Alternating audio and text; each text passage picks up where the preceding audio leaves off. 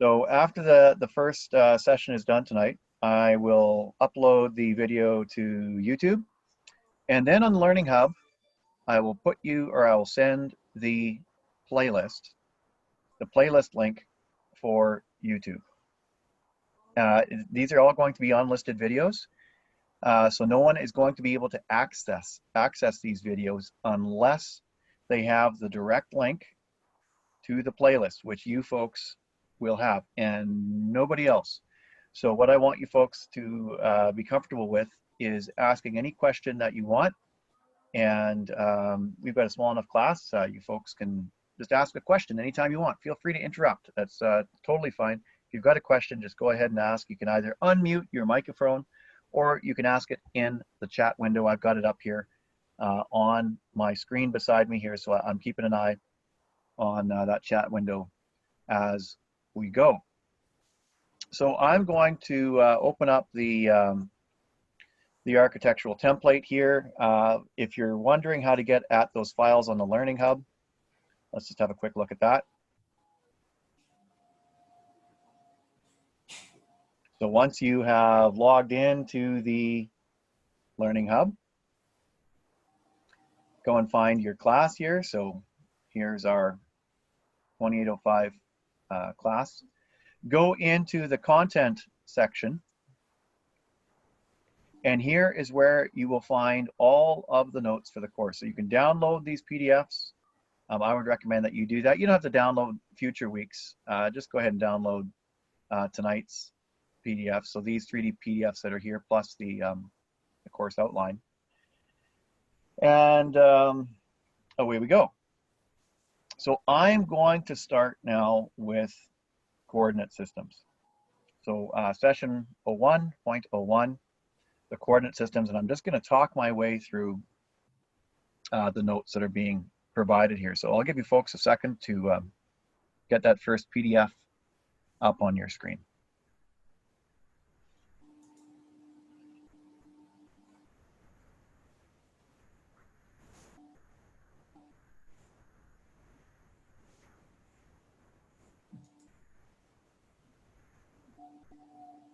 Okay.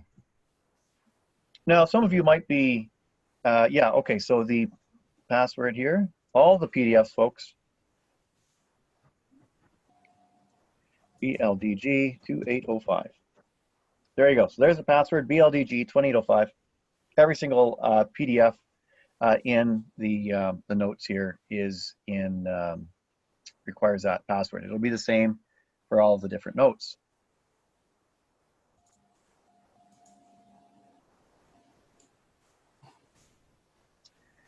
Okay, so those of you who are fairly experienced AutoCAD users know that AutoCAD has two coordinate systems. The World Coordinate System, WCS, and user customizable coordinate systems. Now, what does this mean? So what I'm going to do is I'm going to show you in Revit how Revit's coordinate systems work. And AutoCAD's are very similar. So in the level 1 plan view here, right in the middle of the drawing area here, if I go to the visibility graphics dialog box, so that's just double V on your keyboard, and I go down to the site category and expand it. There is a category, a subcategory in there called the project base point. And I'm going to turn that project base point subcategory, I'm going to make it visible here in this plan view. So there it is. It is a circular icon with an X through it. And if I click it, you folks can see that there is an X axis and there is a Y axis. And there is, of course, a Z axis. So there's an X, Y, and Z, and this point that you see right here on the screen, this project base point, this icon, is the 0, 0, 0 point. So 0 in X, 0 in Y, and 0 in Z. Now, both AutoCAD's world coordinate system, so the world coordinate system in AutoCAD is very similar to this coordinate system here, which you're seeing the 0, 0 point for it. So these are called project coordinates. This icon is the 0, 0 point for Revit's own internal coordinates. Now, for practical purposes, when you folks are drawing buildings, the location of 0, 0 in Revit's own coordinates really doesn't matter to us as building designers.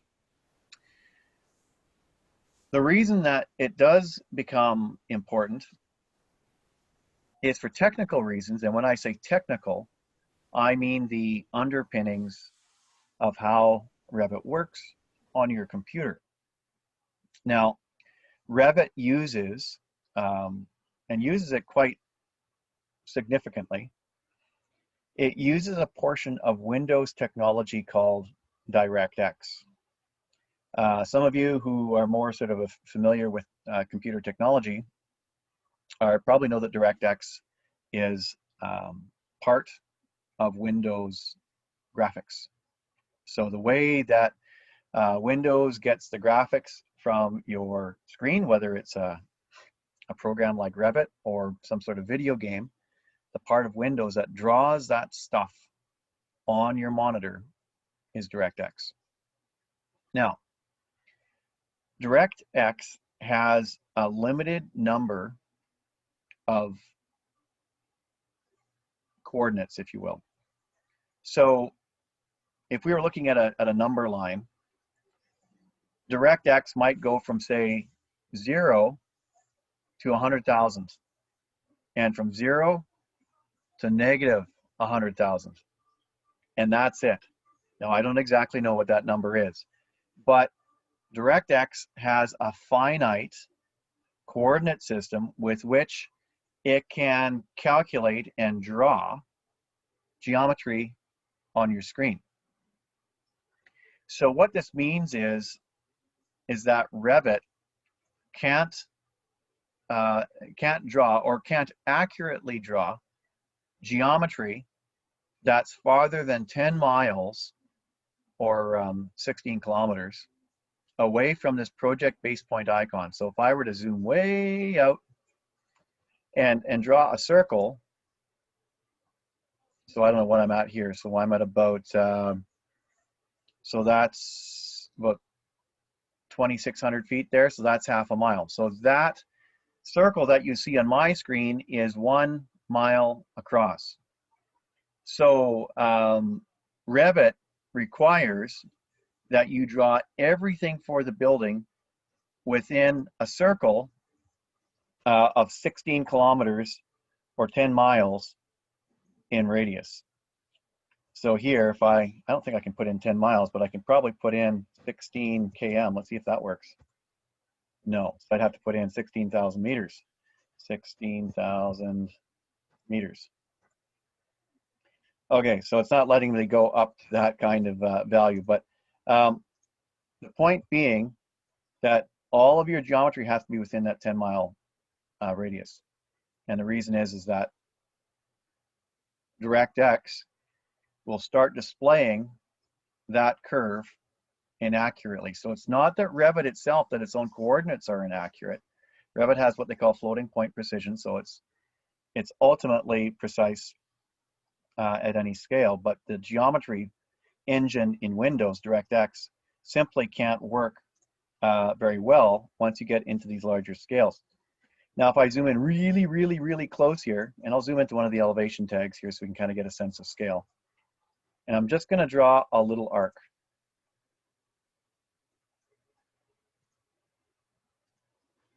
I'm just going to turn on thin lines mode here. Now, you folks might notice that as I zoom in closer and closer, you see how that arc looks faceted?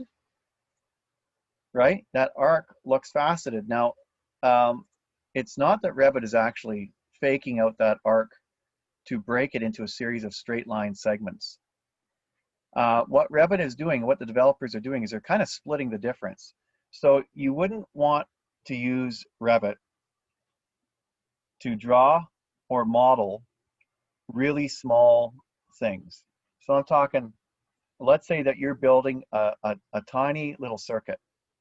You wouldn't want Revit to do that because Revit's geometry engine, the way it uses DirectX, is tuned for something on the size of the scale of our buildings. So it can't do stuff that's really, really big, you know, so you couldn't use it for designing a roadway project, say between here and Calgary, or even between here and Squamish, or even between, say, Vancouver and say, Langley. Revit is just not, it's been tuned to sort of deal with buildings on that size. So as architects, we just have to make sure we stay within 10 miles of this project base point icon. Now, starting with Revit 2020.1, I think it was, this project base point can simply be dragged and moved to a new location. So you folks can see I've just dragged it and moved it. So the question becomes, well, hey, let's say that for whatever reason, I somehow managed to draw my building like way off in the boondocks somewhere. And I'm beginning to notice that some of my curves are beginning to look a little weird, like they're not smooth curved walls. They seem to have lots of facets in them. So if you're beginning to have that problem because you accidentally drew your building too far away from the project base point, you might be like, well, here, I can click on it and I can just move it to where my building's been drawn. No such luck. Even though we can move this icon, it does not change the fact that Revit's actual coordinate system still exists using this place here as a 0 location. If we go into visibility and go down to the site category again, there's another icon called the internal origin. Now this is new to Revit 2020.1, I think it was when this was added, and it adds this icon here. And you can see there's a green and a red arrow.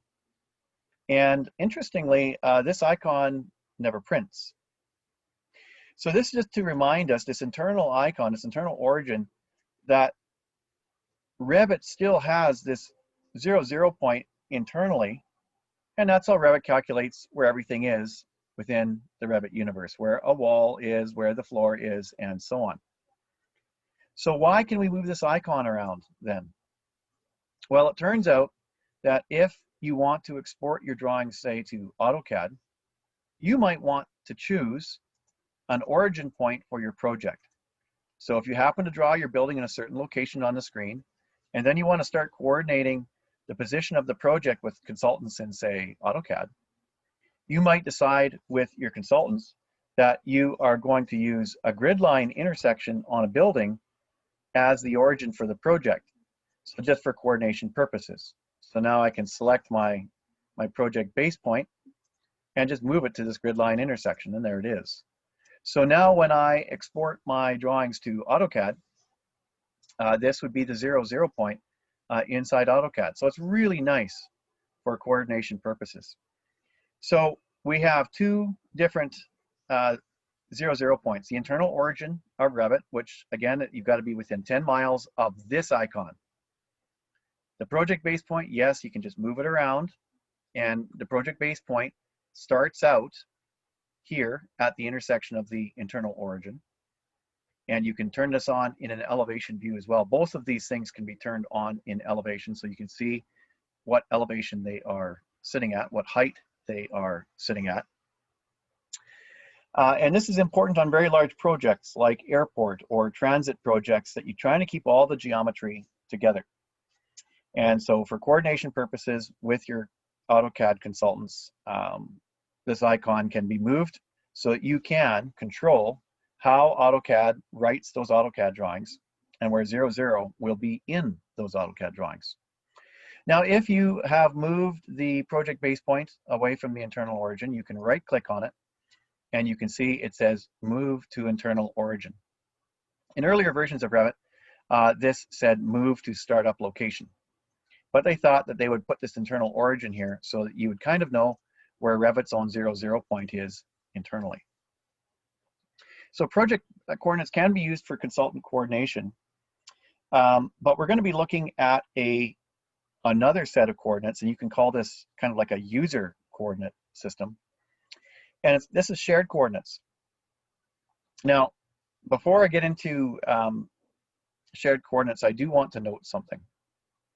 At the last paragraph there in project coordinates, it's telling you one rule that you really need to follow when you're drawing something, drawing a project in Revit. And let me talk about this. So let's say that you've got a building and its major axis for the main part of the building is something like this. So you're looking at a building, you've got this project, and you're trying to decide, well, how do I orient this on the screen? And now, just for fun here, let's say that true north is actually in this direction, right? So that's the angle that points to true north. How should I draw this building? Well, as it says in our notes, draw your project so that the major axis of the building is oriented horizontally or vertically on your screen. So here, the bulk of the building here, and maybe where the front entrance is, you know, if that's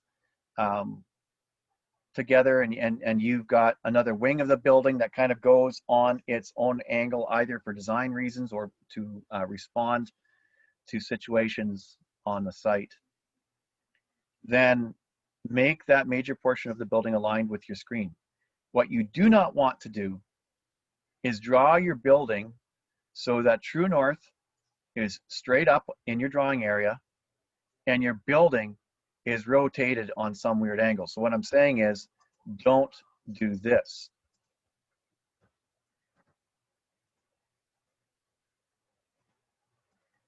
So I have seen architects who drew their building in this orientation. They're like, well, there's true north on the screen. I'm going to draw my building so that true north is vertically on the screen. No way. When we did hand drawings and when we did AutoCAD drawings, we always had a true north, and then we had a project north, right? So you've got your project north and your true north, and you would probably have a north arrow on your drawings that points to the actual geodetic north. And that should be done in Revit as well. There's this is going to cause you all kinds of grief if you have oriented your building so that true north is vertical on the screen. So find the project north for your project that makes sense. Don't worry about true north. Revit can deal with that. And how we deal with that is by making use of shared coordinates. So let's go down to the site category here. So the project base point is the icon that represents the 0, 0 point for project coordinates. So project coordinates, just so you folks are clear, project coordinates, their 0, 0 follows the blue icon around, not the internal origin. So if the project base point is at the internal origin, great, but it doesn't have to be. So what we're going to look at now is the survey point, and I'm going to turn off the project base point. And as you folks will see, so the project base point's off, the survey point is on, and now a triangular icon appears. So when you first start a project in Revit, the survey point and the project base point and the internal origin are all at the same spot. They're all right on top of each other in X, in Y, and in Z. Now Revit doesn't call them X, Y, and Z. What Revit calls it is north-south. So that's your Y-axis. East-west, that's your X-axis. And then elevation, of course, is your Z-axis. So when you first start a new project, all three icons are exactly in the same place. Now, just like the project base point, you can grab that survey point and you can move it somewhere on your project. Now, the purpose of our survey point is to deal with things like our true north orientation. So here, let me just move it closer to my north arrow here. So when I move my survey point, I can rotate these arrows here. I can rotate the coordinate system for shared coordinates. So the survey point represents the 0, 0 location of shared coordinates. And you can see how easy it is to move. Like, I can just drag this thing and move it around. So typically what will happen on a project is this icon will be moved once to the desired coordination location for the project. So again, it's probably that grid line intersection. And so maybe you're asking yourself, well, which icon should I use for this purpose? Should I use the project base point, or should I use the survey point? Well, the answer is, for coordination with your consultants, you would use the survey point, not the project base point. So what's the purpose of the project base point? Well, if you need sort of a secondary origin for some other purpose, in my experience, it's been used for when you're trying to export geometry from Revit to Google Earth. So if you wanted to see your model sitting in situ in Google Earth, the project base point comes into play. But if you're coordinating with other consultants in Revit or in AutoCAD, the survey point was really designed to facilitate that process. What you saw with the project base point that I showed you a few moments ago is a fairly new addition in terms of Revit's feature set. So for probably about 10 years here, this survey point, shared coordinates, has really been designed for coordination with consultants. So what do we use shared coordinates for? Well, number one, we rotate this coordinate system so that the green axis of the survey point, so that it points toward true north in our project. So right now it's not pointing in the right direction. We would like the survey point to be aligned, to point parallel to the north arrow. And we'll talk about how you can do that in a few minutes. Another thing that we want the survey point to do, so what I'm going to do here is I'm going to flip to an elevation view. So there's my elevation. And in my elevation view here, I'm going to do the same thing. I'm going to go down to the site category and turn on the survey point. There it is. So right now you can see that the survey point is at the same height as our main floor. But typically what the survey point is also used for is in elevation, it will represent sea level. So basically Z equals 0 for your project. So 0, of course, Z equals 0 in our projects is sea level. So what's going to end up happening is that the survey point is going to end up being moved downwards to wherever sea level is for the project. So if you're designing someplace in Whistler, you know, this icon might be a couple thousand feet below your main floor. If you're designing something in downtown Vancouver, well, there might be only 50 feet or 150 feet between this icon and your main floor. So often when we start designing a project, we don't even know what height our building is going to be above sea level exactly. We may not know that, and that's fine. It's way easier in Revit to simply move this survey point up and down to represent sea level than it is to move the building up and down. So you know what I'm saying? We're going to design our building, put in all the stories, and if for whatever reason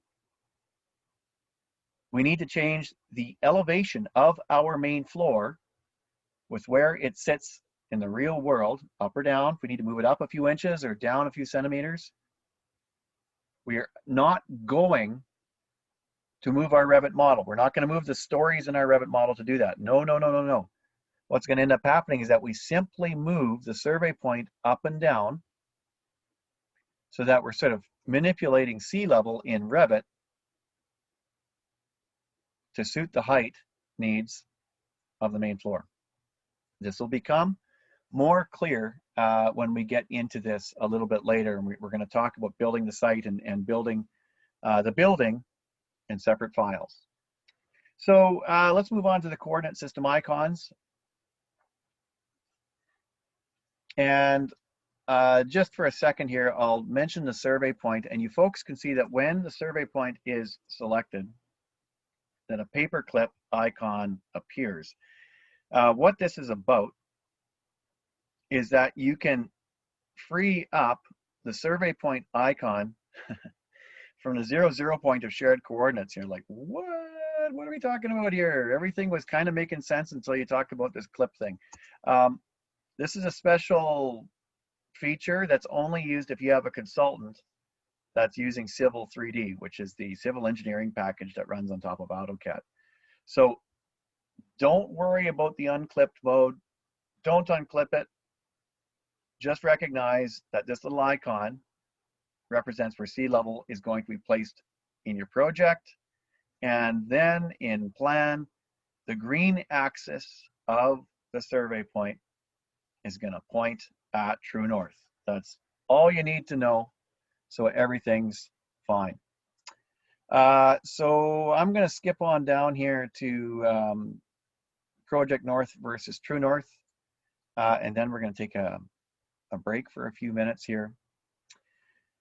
So what I'm going to do in this drawing is I'm going to turn on my, under the site category, and turn on the project base point. So there it is there. So if I select it, you folks can see the green axis. That's your north and west, or north and south rather. And then the red axis is your east and west. So there's my project base point. There's my, or sorry, that was my survey point. And now here is my project base point. Now, generally speaking, folks, on my projects, I don't move the project base point. I just leave it where it is. If I do need a second origin for whatever reason, sure, I will move it, but 9 times out of 10, project base point just stays put. And I will move the survey point where I need it to go for coordination purposes with my consultant. So by the time I'm done with it, the green axis of the survey point points north, and then the survey point sits at a height relative to my building, so this will represent sea level. So how do I get my project base point, or my survey point rather, so that its green axis is pointing north? So we're going to look at that here on page 3 of these notes. Now, the first way you can do it is by clicking on the project base point. Now, this is interesting. When you click on the project base point, it tells you how far it is away, both horizontally and vertically on the plan. So you can see here there's a north-south value and an east-west value. So right now, it's telling me that the project base point is 106 feet 10 inches south, or go the negative, south of our project base point, and it's 98 feet west, almost 99 feet west of the survey point. Now watch as I move the survey point into a different location. So now, for east-west, it's giving us a positive number, which means that it is east. Our project base point is now east of the survey point. Now, what's the upshot of this? So what the project base point, when you select it, what it's telling you is, hey, the survey point is kind of the real origin, and here's my offset as the project base point from this other origin. So it's not really critical that you're looking at these numbers. Nobody really cares about that. You can just simply move your survey point where you need it to go and call it a day. But even though the project base point is an important icon, it kind of is subservient to the survey point for coordination purposes. Now, as a result, you'll notice here that there is an angle to true north. So if we knew what that number was, so there's where our project north is, there's our true north. So if we did an angular dimension here, so it's 30 degrees, I can click on my project base point and I can say what the angle is between my project base point and my survey point. And I think here it's minus 30. Nope, I was wrong. It's 30. There we go. So now you folks can see that the project base point is pointing in the same direction as my north arrow. And I did that by clicking on the project base point and manually typing in an angle of deviation between the project base point, the project coordinates, and the survey coordinates. Now, you're not likely to do this on a project. I'm just going to undo that step. Now, the reason that the survey point is jumping around is that when I put a number in here, an angle of rotation, what's happening is this icon is rotating around the project base point as I put in an angle. So here, if I put an angle of 30 degrees, this thing rotates 30 degrees and goes on an arc, based on its dimension away from the project base point. So here when I go 30, so it's coming back 30 degrees in that direction. If I say minus 30 here, it just rotated it 60 degrees from its location here to where it is now. So this isn't something that you'll have to do very often, if ever, because you're going to see later how we really handle the survey point.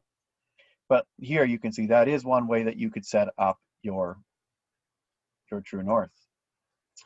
But that's not how we are going to deal with it. The second way is on the Manage tab. So under Manage, and then under Position, and then Rotate True North. So when I activate this command, I can't, because I need to change the view's orientation to true north. So this is something you probably never bothered with, but over in the orientation field here, you can see it says Project North.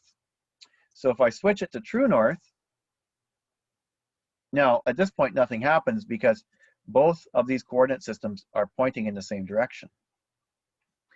But once you've set a view, so its orientation setting is true north, now we can rotate true north.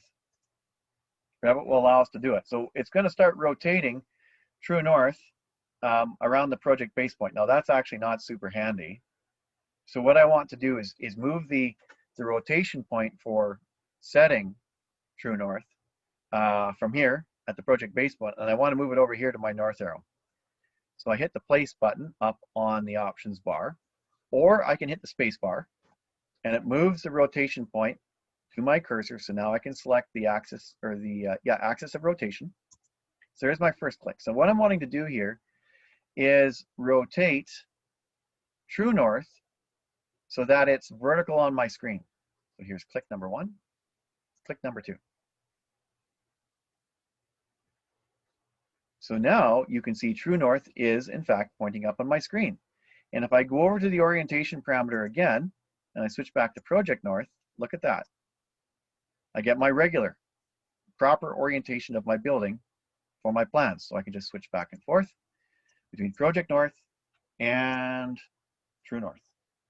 So that's pretty cool.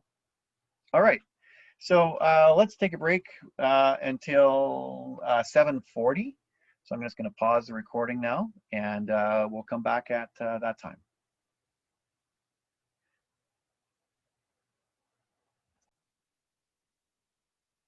So what we're going to do is we're going to look at the term project and use the, in fact, for the term project, there's a couple of seed files here. So if you go into the term project area, you can see we've got our site model and our building model, and they are, of course, in the 2020 format. So you folks will need the 2020 format. I might be able to find, if you folks can't get 2020, I might be able to find older versions of these files. I'm going to download the site model here.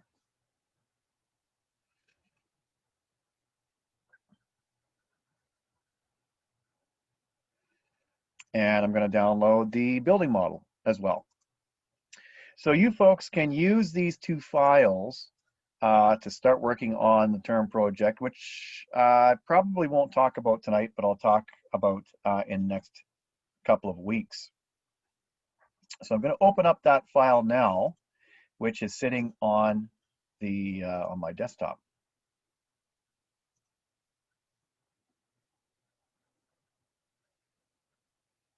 So what I'll do here is I'll give you folks a chance to download that file and then open it for yourself. So this is the term project file here, and I'll go through it in a minute or so.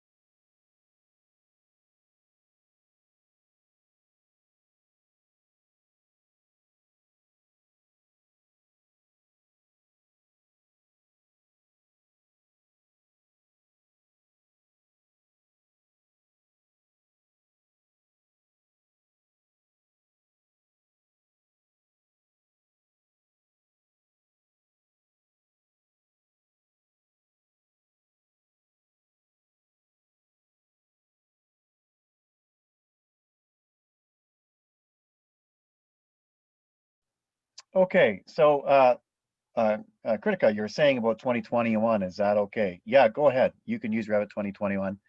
That's totally fine. Okay, so going back to the model here, you can see the topographic information. So you can see our polylines there floating up in space in the 3D view. So I'm going to go back to the exercise in the notes here on page 4 called rotating true north in the term project. So it says go to the site plan. So here's the site plan. Now you folks can see that we've got a north arrow here. That came from the surveyor's drawing. And it's not pointing to true north. So we want to make sure that our drawing here is rotated properly. So we're going to go through the process here of taking the site plan and making it so it's rotated in the right direction. So step 2, what we need to do is change the orientation parameter from project north to true north. Now, when we make that switch, nothing happens because we have not rotated shared coordinates yet. We are going to do that now in step 3. So I'm going to go to manage and then position and rotate true north. So there's our axis of rotation around the project base point again. We don't want to rotate from here because there's our north arrow down at the bottom. So I want to move the axis of rotation. So I'm going to hit my space bar. So now the axis of rotation moves to my cursor so I can place it where I want it, which is here at the south end of the north arrow. So that is click number 1. Click number 2 is going to be at the north end of the north arrow. So what we're doing is we're saying, hey, this is where north is pointing right now, or north arrow is pointing right now. We want to rotate it from this location to straight up on our screen. So here's click number 2. Here's click number 3. So what we're basically doing is rotating the shared coordinates 2.37 degrees counterclockwise. So I'm going to go through that process again. So Manage tab, Position menu, rotate true north. Then hit the space bar.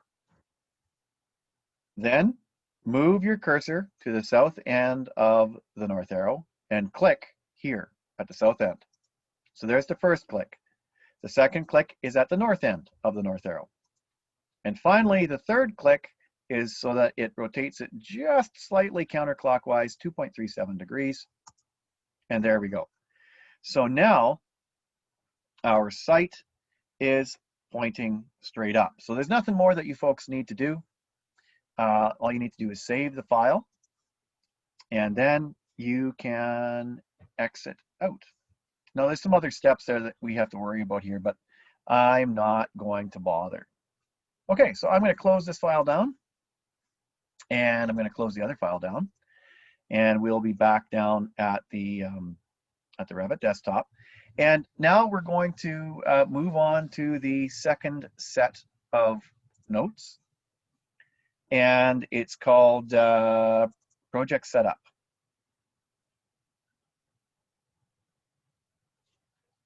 Now, this file, I do believe, is available here. That's just the PDF. I might have the, yep, here it is here. Under Files, under our Session 1, you can see that I've got our appendix here. So I'm going to download this file. So basically what we're going to do is we're going to open up the file that you see in our handouts.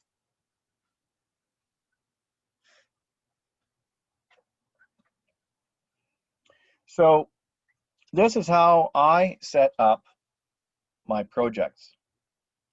So this is based on Revit 20.1, 2020.1, or later. So when we first start a project in Revit, so let me just start a new project here just for discussion.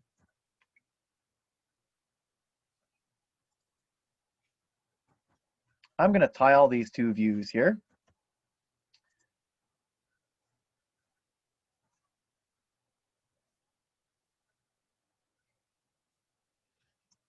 Okay, so here is the appendix file on the right. Here is the standard architectural template on the left. So when you start a new architectural project in Revit, your main floor is at 0 feet. Now this is actually really bad practice, because if you happen to have subgrade levels, like for an underground parkade, like I'm drawing here, you would have negative numbers for your underground parking levels. That is bad, bad, bad, bad. Contractors really don't like to see negative numbers for the parking levels. That said, though, it's very uncommon to see our floor datums show their actual elevation above sea level. Number one, during the design stage, it's unlikely that we know what those numbers are. And number two, they're quite likely to change. So we might have a design elevation of, you know, 58 meters for the first floor, and then later on it like needs to be 58.4 for whatever reason. So it's kind of nice to not have to commit. So what we do instead is, if we're on a imperial project, we'll just manually assign a height of 100 feet for the main floor. So how can we do that? Well, once we've started up one of our projects, we can go into its elevation view and go down to the site category and turn on the project base point.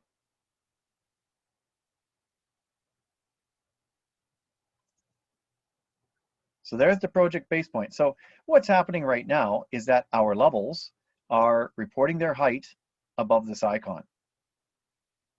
So what's to stop us from just grabbing this icon and moving it down 100 feet, straight down 100 feet?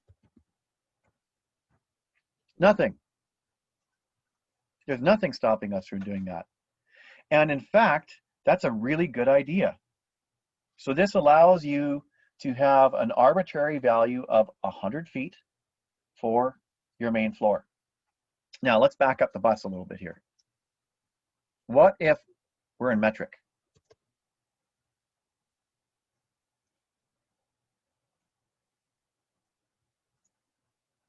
So now what do? Well, we're not going to move it down 100 feet, because if we move the project base point down 100 feet, we're going to get some really ugly values for our main floor. So instead, on a metric project, we will move the project base point down 100 meters. Now we're going to have a really nice height value for our levels. Normally, folks, we won't report the heights of the levels in millimeters. We will report them in meters on a metric project. We're not going to tackle that tonight. But suffice it to say, if we go back and look at our appendix here, we move the project base point 100 feet down or 100 meters down if it's a metric project. And our main floor will just be at 100 feet in project coordinates. Now, its real height above sea level will depend on the distance between your main floor and your survey point. So typically on most projects, your survey point and your project base point are going to be at different elevations. And typically your project base point is going to be 100 feet or 100 meters below your main floor. And that's just how we set up our projects. Now, this is a bit of an advanced setup concept, but pretty important for those more significant projects where working with geodetic elevations is important. So use these guidelines for setting up your projects.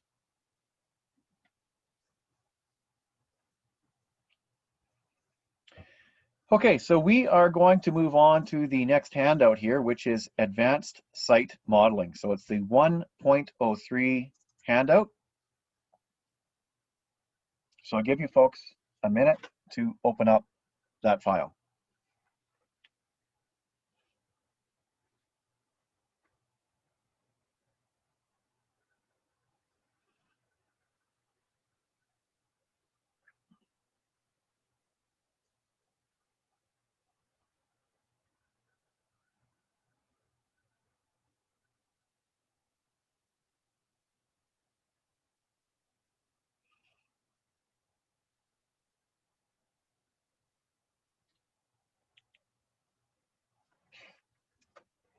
All right, folks, let's get going. Now, as you folks, of course, know, if I just went back and open up the term project site model here, if a surveyor or our civil engineer can give us contour lines for the site, we can build a topographic model of our design. So the property that we're working on, we can model that information. When you are getting ready to model a site, it's kind of a good idea to try and figure out which layers have the topographic information. Now here's why.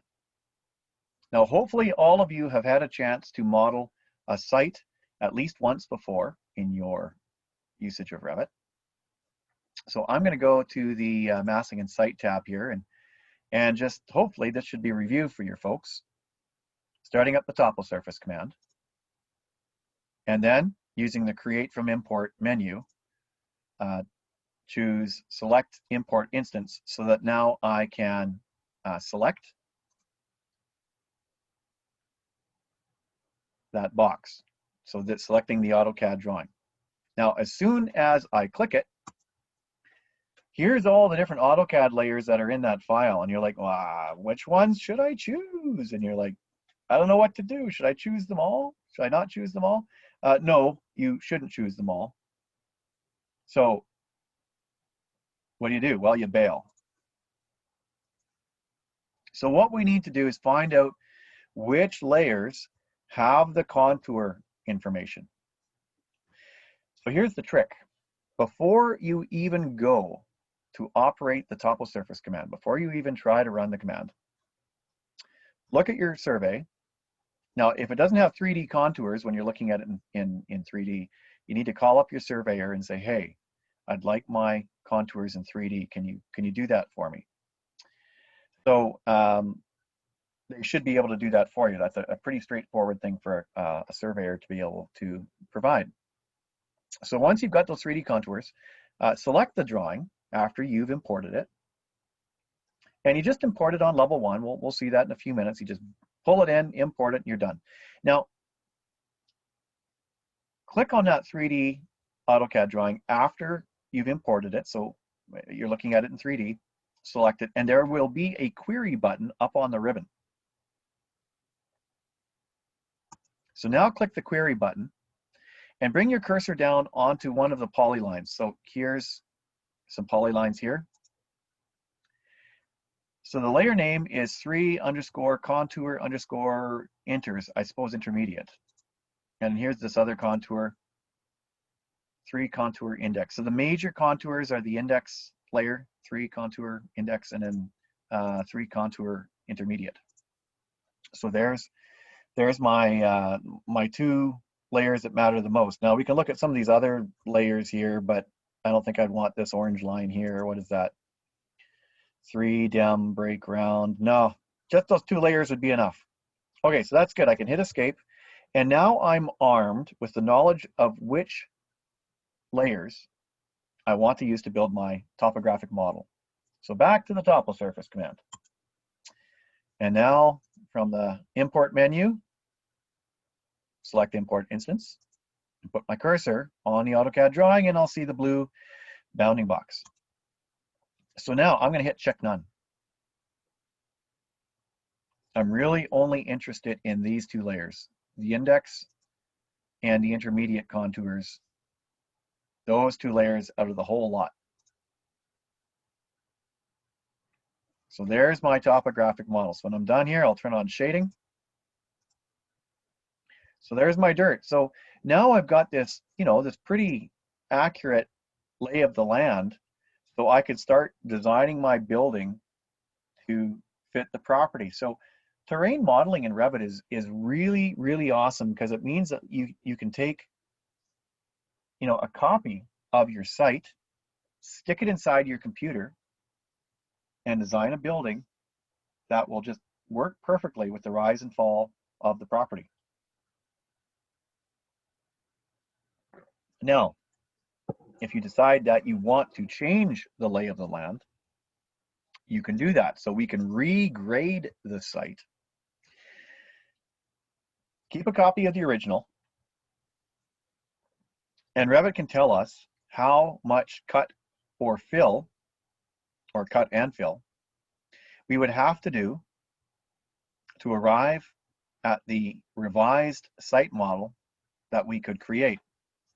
So that's another reason. You want to build your property so it suits the site. You want to be able to change the grading of the site as you may wish for the function of the building, or just to make the site more usable, or maybe for design purposes. So Revit will allow us as architectural designers to manipulate the rise and fall of the site to suit our design needs. So that's why it's a handy thing for Revit to be able to do this for us. So what we're going to do here is we're going to go to page 2 here, and we're going to have a go at building topography for ourselves, and it's going to allow us to talk about some of the other Revit tools that are used for site construction. So I'm going to close this file down, and you folks should too if you've got the site model open. So now what we're going to do is we are going to open a new file, and I'm going to use the architectural template. So every time you start a new file, make sure that you choose the architectural template when you do so.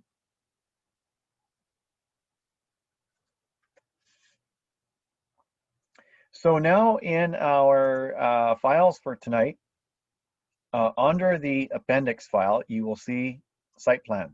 So I'm going to download this file.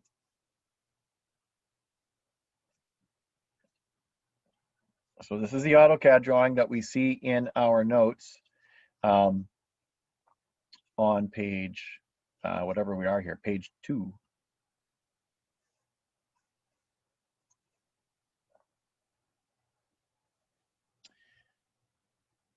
Now, I'm going to go to the site plan.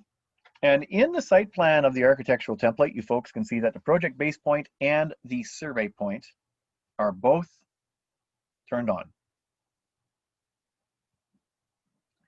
And what we are going to do here is we're going to import the site into our project using the steps mentioned in the notes. But I'm going to maybe move along a little bit more quickly. So if you want to just follow along on the screen, instead of trying to follow along on the screen and the notes, I'm going to walk you folks through it. Make sure that you've downloaded the AutoCAD site plan drawing from the Learning Hub, someplace that you can get access to really quickly. I typically just put this stuff on the desktop while I'm working on this stuff with you folks, because the desktop is really quick to get access to while you're working. Alrighty, so I'm in the site plan of the architectural template. I'm going to go to the Insert tab here, and I'm going to choose Link CAD. Now there is Import CAD, and then there is Link CAD. Now they're both similar in that they bring in geometry from AutoCAD or from another CAD program. The difference between Link and Import is that Link will check to see if there's been any changes to the drawing file when you open up Revit. And if there has, Revit will update your plan with any changed geometry from the CAD file.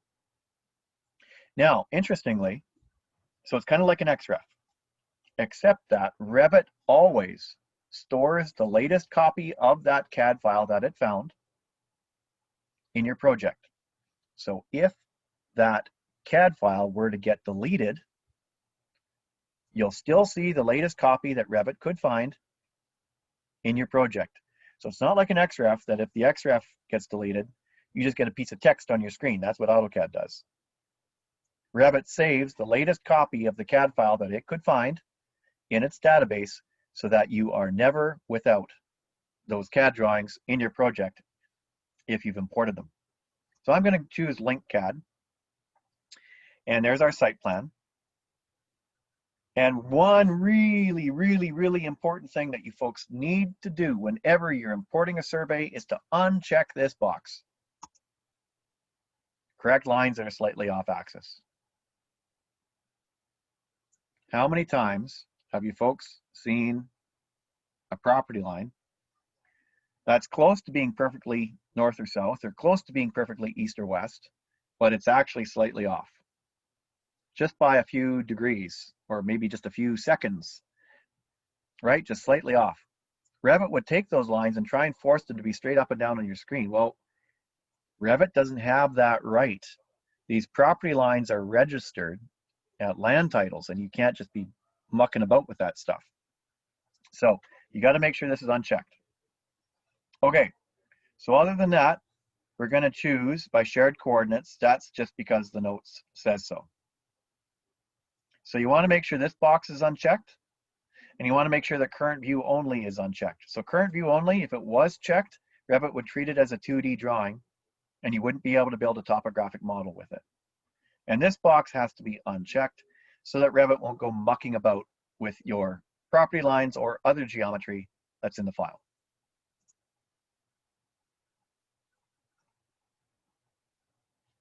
Now, Revit is just saying that these files don't share coordinates yet. That's all fine. That's 0, 0 in the AutoCAD drawing. Now, I'm not going to bother with moving the survey point around as has been talked about in this in the notes. So I'm going to skip steps 4 and 5. We're going to move on to step 6 here because I want to talk about some of the tools that are on the massing and site tab. So the next thing we're going to do here, folks, is we're going to go to the view tab and just go to the doghouse icon here, 3D view, and you guys can see that this is indeed 3D geometry. So you can see that there's contour lines going up the hill. We've got our building site, which is going to be in the middle here, and we've got contour lines on each side, and there's a bit of a gully here where I believe there's a river.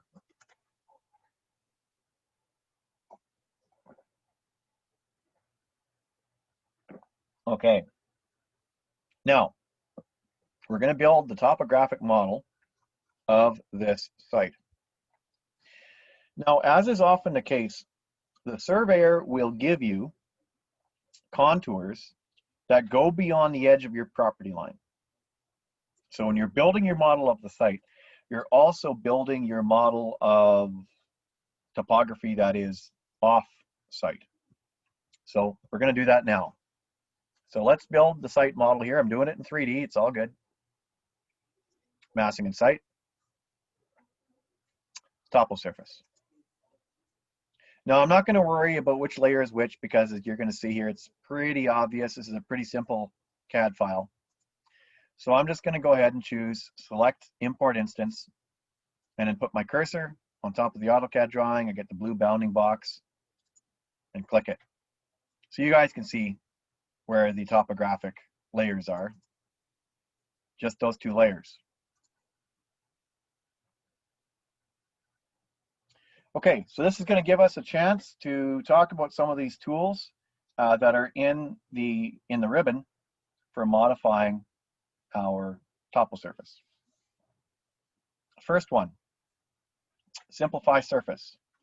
What this does, if your site is quite complex and you've got a lot of these black points. Now you see these little black points here, what they are, Revit puts one of these topo surface points that defines how detailed this topographic model is by putting one at each vertex from the polyline that was created by the surveyor to create this model. So you can see there's a bunch of these black points. They're all kind of in line with each other here. Now, of course, these contour lines are interpolated between the set of points that the surveyor shot with their equipment. So they went back to their office. They maybe shot who knows, maybe 150 or 200 data points of this hill. Certainly not the thousands and thousands of data points that you see on our screen right now.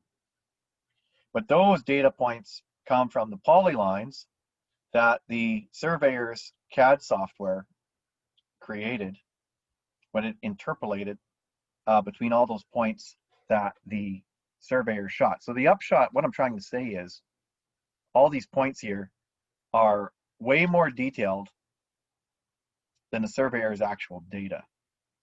So when you get survey data, a lot of these points they're just really bogus, right? They don't really mean anything. They don't really define, the ups and downs of the site. So sometimes you'll get one of these surveys from a surveyor, and I'm just going to turn on shaded mode here. And when you orbit the model, it can be pretty chunky. Like computers these days are pretty powerful, but you might be orbiting the model and you're like, wow, this topo surface is really detailed. So what you can do is click on the topo surface. So after you've finished it, you'll just see the topo surface here. So click on its edge, and then you can choose Edit Topo Surface, and then you're going to be back looking at all of these points again. So this allows us to see this tool right here, Simplify Surface. What this means is that whatever this value is, if there's one of these topo surface points that's in that zone compared to another topo surface point, so here, I don't know what the distance is between them. It's probably like a foot between these topo surface points. So that's really more information than we need. So with Simplify Surface, we can say, hey, you know what? If there's points that are closer together than 24 inches, get rid of some of them. Just make this topographic model simpler. So I put in a value here that represents the horizontal distance between these points. So if I actually go back and look and plan. So here, let me just measure the distance between these points. Yeah, about 2'7". Okay. So Revit says if there's points that are closer than, within 24 inches of each other, Revit's going to remove some of them. So there you go. So now Revit is making sure that there's no points that are, closer than 24 inches apart. And so it's reduced the number of topo surface points in our topographic model. So you can use that when you've got a really complicated project, a really complicated topo surface, and you're finding that it's having performance impacts on your computer. Now I'm just going to undo that step. So we're back at where we were before. So the next item to talk about here is building our property lines for the site. So on the Massing and Site tab, now you'll need to be in a plan view, so be in your site plan view. So in your site plan view here, we're going to use the property line tool. So you got two methods of building your site model. Distances and bearings. I've tried it once just to see how it works. It sucks, so I don't recommend it at all. We're going to choose by sketching. And so here it's just a matter of, there's our property lines there, so just maybe picking those lines so that we can draw our property, because the surveyor's already got the property lines in there. But if we get the Revit property lines in there, Revit will tell us what the area of the site is. And that's really good if we want to do like zoning calculations and that kind of stuff. So I'm going to use the pick tool here while I am in sketch mode for creating a property line. So with the pick tool, I can put my cursor on this property line and on this property line and on this property line, but I think there's one more property line here. Oh, there it is. Now, it's fortunate that Revit will pick it even though it's buried inside the hill.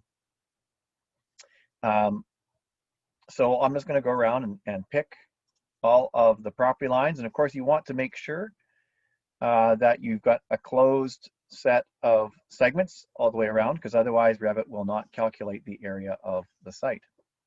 So there's our property line, and now you can see that the Revit property lines float on top of our topographic model.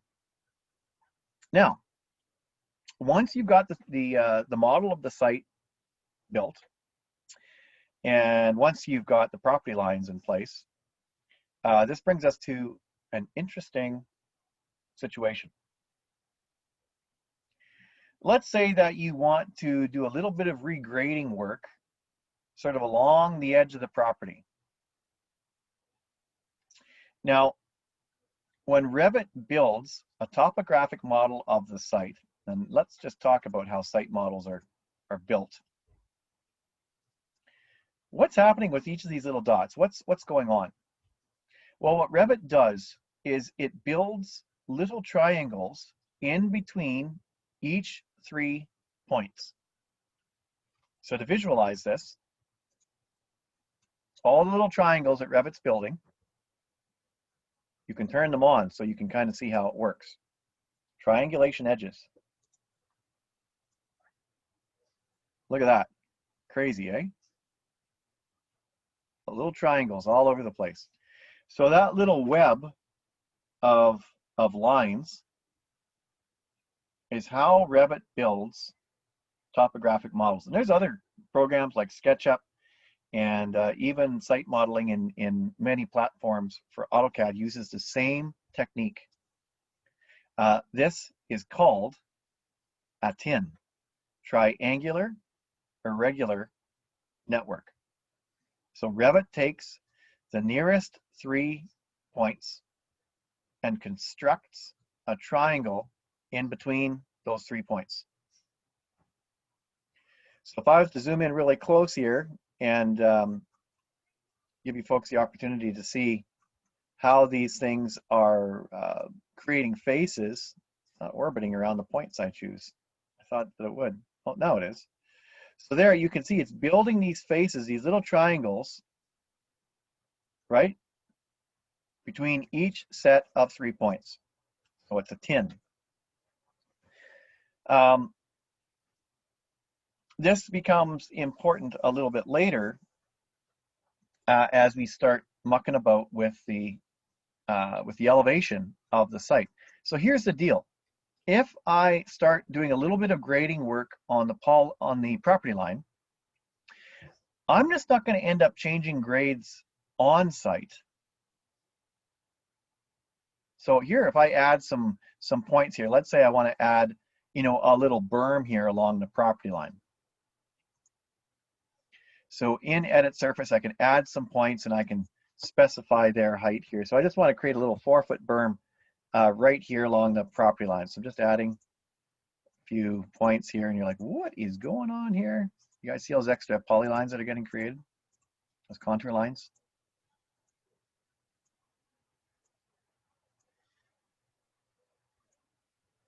Okay, so I have indeed created a 4-foot raised berm here, but now what Revit has done is it's sloped far away to the other side of the hill here where there's these other points. So these 4-foot high points slope all the way over to here, and all these points here are at 0. So what I really need to do is to add some more points at 0 and create another little set of points around the outside here. And you can see what's happening. I'm limiting where this berm is being created. So I've created sort of some high points here where I want the top of the berm to be.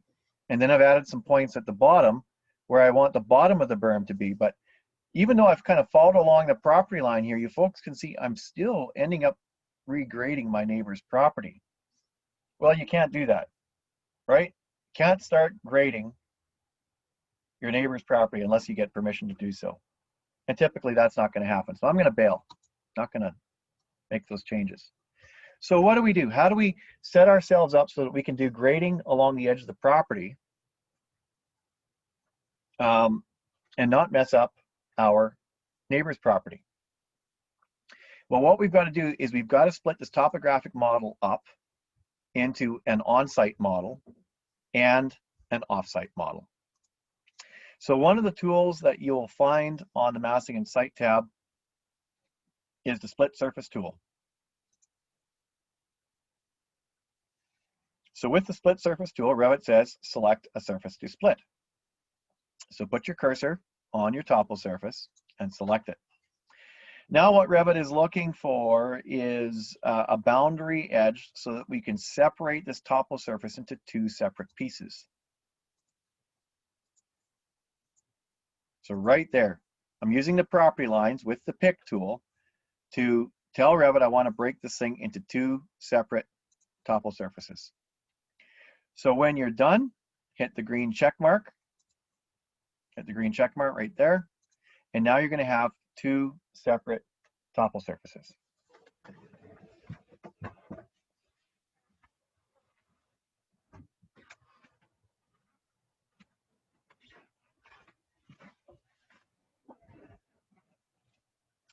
And so now what we'll be able to do is leave the site model on the outside alone and only modify our on-site topography. So that's an important feature, so that if you decide to make changes to your site's grading, you're not going to affect the neighboring property. And if you want, you could maybe delete the off-site property. So you would only be left, with your on-site property. That's something that you could do. Or if you want to retain your off-site property, that's fine. And you can sort of maintain both of them moving forward. Okay, so what we're going to do here is we're going to look at the other topographic modeling tools on page 3.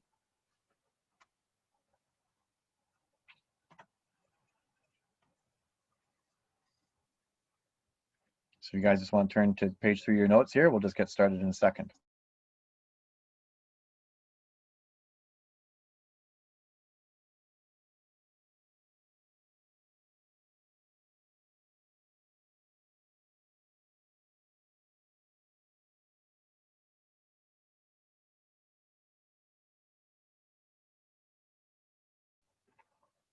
Okay, so we're going to look at some of the other tools here. So we looked at split surface.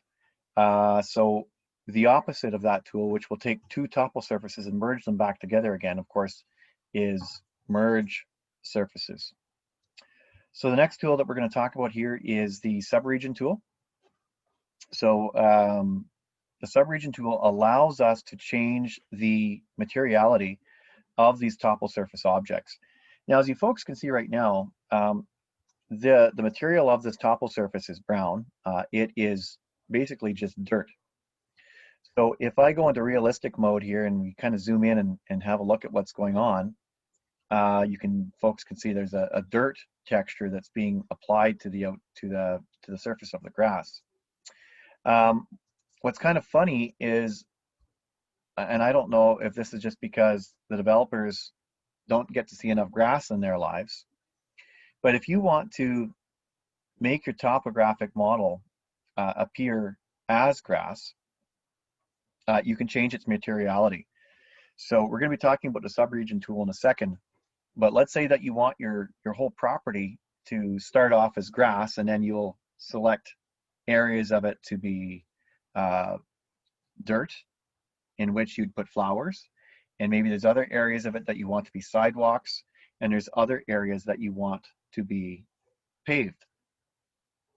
Well, the first thing I need to do here is to select my topo surface here, and I want it to look like grass. So when you select a topo surface, you'll see in the properties palette here that it's got a material value. So I'm going to go into the material dialog box here, and up in the top left corner, I'm going to choose grass. And hilariously, I don't know if it's hilarious or it's sad, there's no grass in the project. Now, you folks might need to look at your materials palette and just make sure that you've enabled what we call the library panel down at the bottom here, where you can pick material that's not in your project and import it into your project. So these materials that you see down here are from the Revit library, and they're not yet in our project. So when I searched for grass, there was no grass in the project, but there's grass in the Revit library, and now I can import it. So there's my grass. So yay, I've got green grass. One more thing you need to do is on the shading area, just hit the box for use render appearance, so it appears as dark green. So now this on-site topo is now green grass. Now if I want to make my off-site topo, make that grass, I just got to repeat the process. grass is already there. I can just hit OK now.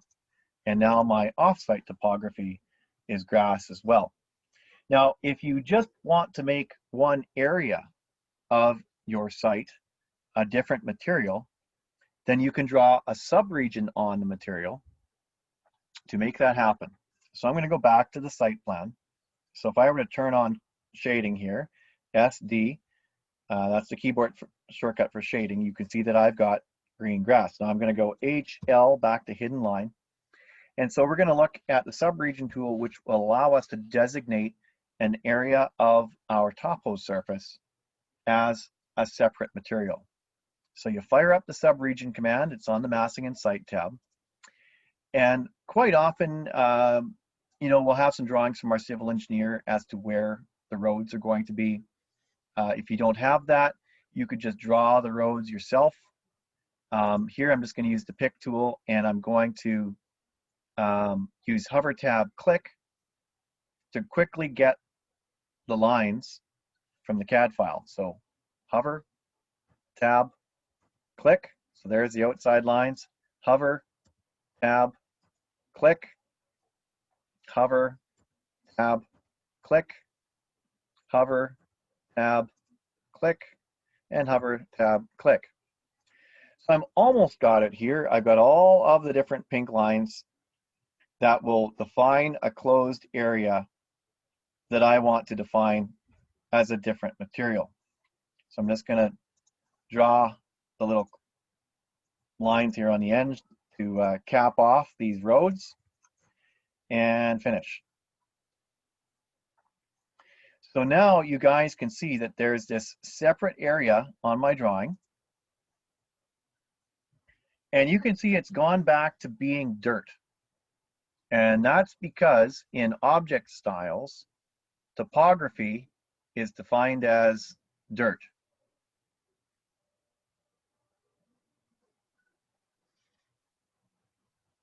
So here's object styles. Now, normally we use object styles to define line weights, right? To define our line weights of our categories. But here you can see that topography is defined as being earthen. So it's the earth material is being used. So that's why when we draw a subregion, it goes back to looking like dirt. Well, once you've drawn a subregion, select it, and you can go up and change its material. So I'm going to go up here, and I'm going to look for asphalt here. Okay, so I don't have pavement here in my project, so I'm going to bring pavement up from the Revit library. And just like before, I'll hit the checkbox for shading so that when I'm looking at it in shaded mode, it's going to be nice, dark, black pavement. So I'm going to hit OK. And there you go. So there's how you add those subregions onto your project. Now, I'm going to skip on down to page 4 here. So the other stuff here, we'll come back and talk about graded regions and pads next week, because there's a part of topographic modeling that also has to deal with Revit's phasing tool set. And by phasing, I mean existing versus new construction. So we'll get into graded regions a bit later. So we're going to skip on down to site settings here, because this is important to understand. Now, this is actually an exam question, so make sure that you're clued in on how this stuff works. So it's on massing and site. And one of the things that's, I don't know, it's kind of demented about Revit is that there are important dialogues in Revit that can only be activated or brought visible by clicking on the tiniest of buttons. And this site settings dialog box is 100% one of those. So on the massing and site tab here, you can see we've got our model site panel here with the topo surface tool and the parking tool and the building pad tool. On the right hand side of the title model site, there's this little button right here. and it pops up this dialog box. This is how you set your contour spacing for your project. So if you want to show contours every meter, major contours every meter, and then minor contours every half meter, this is where it's done. So if we look at the dialog box there, it kind of walks you through where you're going to get your contours placed. So in the example on page 4, the contours are set up so that we have major contours every 1,000 millimeters, i.e. every meter. And then we have minor contours every 200 millimeters. So that's pretty detailed contours. But this is where you would set the spacing of your contours. Now, a lot of these sample files that we have here are all imperial, so all the contours are 1 foot spacing. Of course, because we live in Canada, we're in this weird twilight zone where oftentimes we'll put our site and show our site contours in meters on an imperial project. How many projects have you folks worked on where the dimensions for your building are in feet and inches, but the contour lines on your site plan are in meters, right? It's this totally insane existence that we live in here in Canada. So this is where on your site plan, on your project, if you wanted to, set your contours so they would be at 1.00 meters. Whoops, I shouldn't have hit enter. So there's my contours at 1.00 meters. And then I want to have my my minor contours at 0.500 meters and hit apply. So now my major and minor contours are at those spacings. So if I go back and look at my site plan now you folks can see the green and yellow lines, those are the AutoCAD contours, and this is what they looked like before. The AutoCAD contours matched the Revit contours, but we changed our Revit contours to be at 1 meter intervals with minor contours at 0.5 meter. So now the AutoCAD and the Revit contours don't line up. Now, if you folks get contours from your surveyor, they're probably going to be meters. So now that we've got our contours at the right spacing, keep in mind, going to the units dialog box here, I'm still an imperial project. So I can still do a site model, base it on imperial units, but do things like make my contours appear at 1 meter intervals to match up with the surveyor. So it's still possible. And that, of course, might be something that you actually need to do. Now we're going to look at the contour label tool. So this is still on page 4, a little bit upwards from where we are. And so on the Massing and Site tab, here's the contour label tool. Now what I need to do, if I have metric contours, I need to go into the contour labels type properties and also specify that I'm using meters as my units. Otherwise my contour, my labels they're not going to be in the right units. So here I'm changing my to meters, and I'll use M, and I'll use 1 decimal place. So here, if I just only want my primary contours labeled, I could select that. So I'm just going to hit OK, and I'm just going to draw a line across the screen. And there you go. So even on an imperial project, I can have contour labels that reference meters. And again, if you just want to show your major contours, make that choice, and there you go. So now we have metric contours on an imperial project, a pretty common condition here in Canada.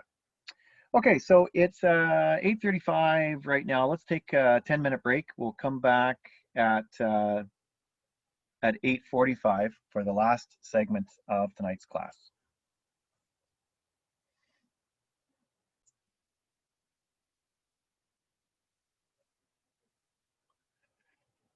Okay, so I'm going to, for the time being, skip the graded region tool, and we're going to move on and talk about linked sites.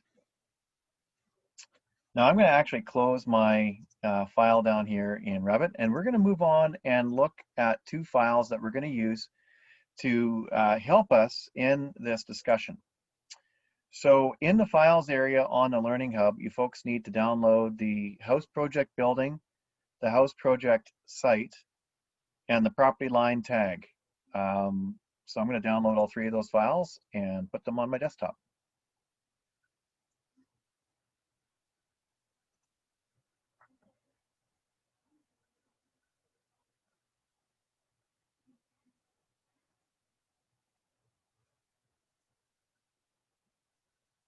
Okay, so I'm not going to go over the notes in any great detail here. What I'm going to be discussing, you folks can read about in the notes later. And so what I want to talk about here is how we deal with the elevation of our building and the orientation of the building on a site.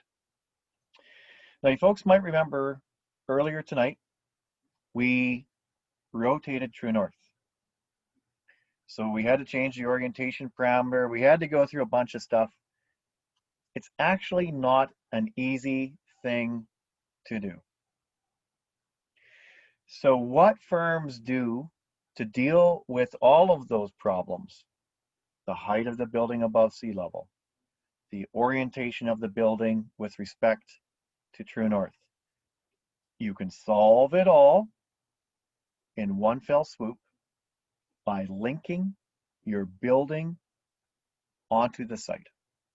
So we're going to look at that process right now. So what I'm going to do is I'm going to open up that house project site file. House project sites. We're going to open that thing up.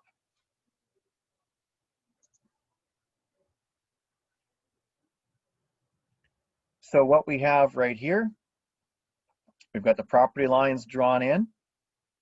We've got our setbacks put in place. There's a little building pad here for the driveway. And now what we are going to do is we are going to link in the building. And so the reason for this is that once you've got the site modeled, you may want to fine tune your building's location on the site. And that means moving it around in plan and maybe altering its height above the dirt. So basically you can grab your whole building and move it up and down and from side to side once you are bringing it in as a linked file. So this is what I do on every project. So from the smallest house up to a much larger project, I link my building into my site. So I'm going to walk you folks through that process here tonight, and you're going to see how project coordinates and shared coordinates work. So this really is what the developers are expecting us to do with Revit. Now, when you create the site model for your project, you don't really have to do anything special. You'd go into the site plan for your project, you'd import the CAD file from your surveyor, go into 3D, build the topo surface. You don't need to move the project base point. You don't need to move the survey point. You don't even need to move the project base point down. So in this file right now, if I were to turn on my project base point in this elevation view, you guys would see that my project base point is at 0. And what I did is I took good old level 1 and I renamed it sea level. That's all I had to do to build the model of my site. And then in that site plan view, I imported the CAD file from the surveyor and built my topographic model. That's it. Nothing fancy. I put in the property lines, I started drawing in the setbacks, all that good stuff. Now I'm ready to import my building model. So on the Insert tab, you folks are going to grab the Link Revit command. So what we're going to be going through here are the steps that are discussed on page 7 and page 8. So these 2 pages kind of go over the background of the linking site process. So we're going to walk through it together as a group, and then we'll come back and talk about those notes. Okay, so what we're doing here is actually mentioned on page 9 of the notes. So when you guys come back to look at this video later, you will see what that's about. Now you don't have to have the notes open right now. You should be able to follow along just by listening to my voice. I'm going to talk you through the process. So if you've got your house project building and your house project site files both somewhere where you can get ready access to them, we can get started. So I've opened up my site plan, I've gone to the Insert tab, and now I'm going to choose Link Revit on the Insert tab. So now what I'm going to do is I'm going to choose House Project Building, and in the menu at the bottom for positioning, I'm going to choose Auto by Shared Coordinates.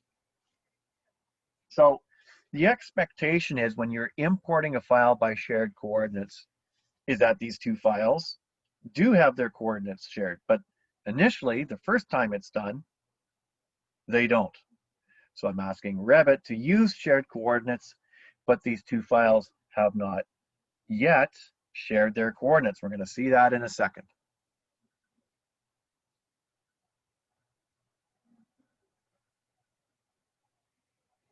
So here, Revit is saying, hey, you're using shared coordinates, you want to use shared coordinates.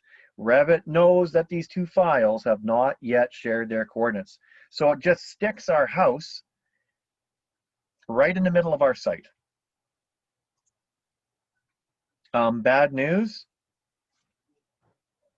it's gone into 3D here, your site's underground. So Revit has buried our site. So the first thing that you're going to need to do when you link your building into the site, and you can do this in 3D. There's our site right there. So what I'm going to do is I'm just going to click on the face of the view cube here and get myself, so I'm looking at my house. So there's my linked house. And I'm going to use the move command, and I'm just going to move it straight up. I could use the arrow keys too. In fact, here, I'll just show you. When you've clicked on a face of the view cube in 3D, you can click on geometry and just use the arrow keys on your keyboard to nudge something straight up. So I'll just keep on hitting the arrow keys here. And I'm going to nudge my building so that my basement entry porch here, that one right there, I want it to be just above the ground. Now I'm going to turn on color here to make it a little easier to see it. So there's my linked building. So I can click on it so that the building acts as a single object when it's linked. So I've linked in the building, and now I'm just going to use the arrow keys and just nudge it downwards so that my front steps are just above the dirt.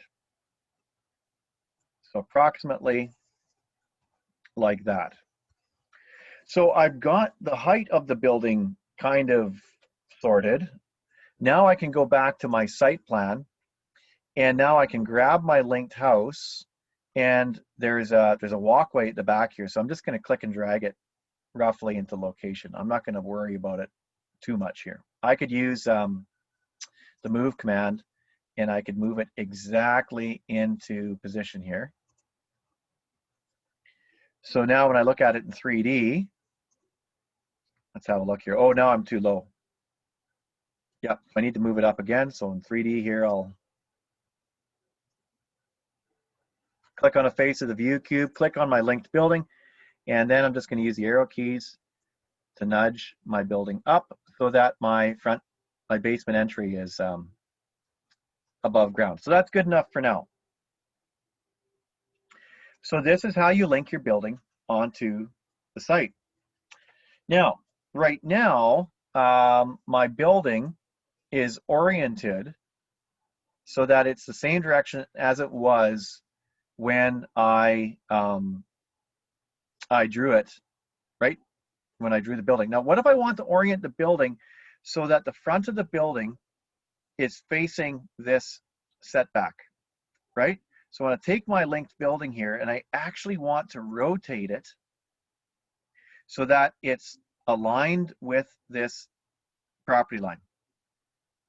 So what I can do is select my linked building and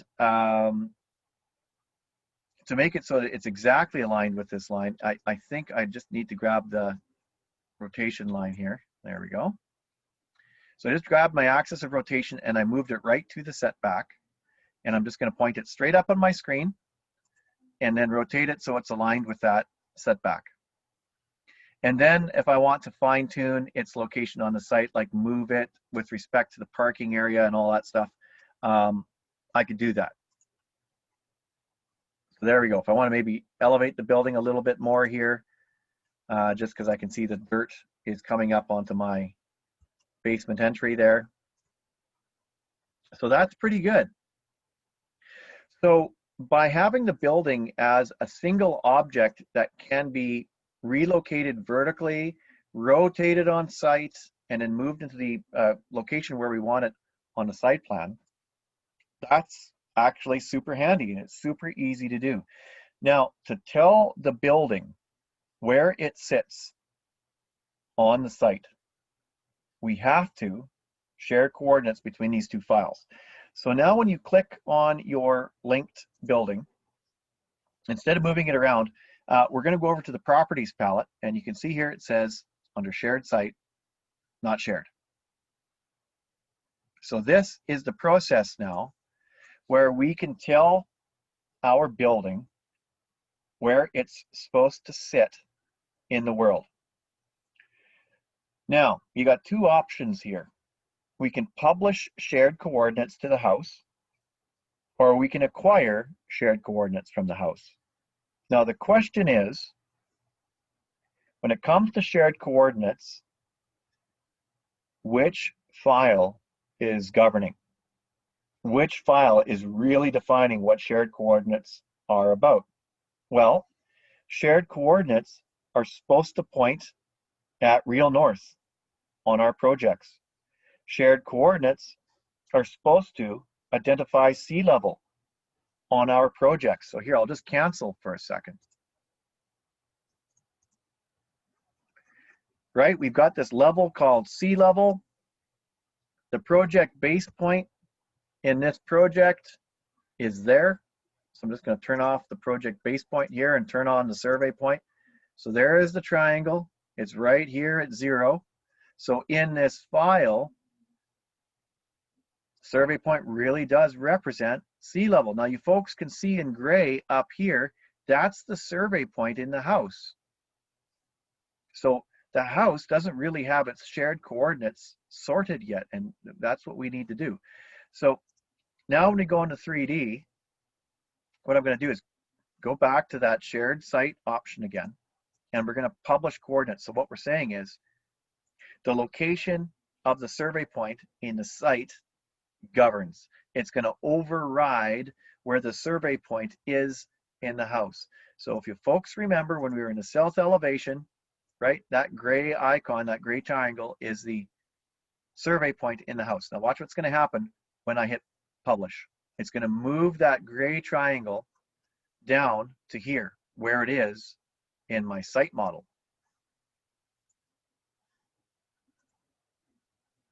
There. If we zoom in there, the gray triangle is gone.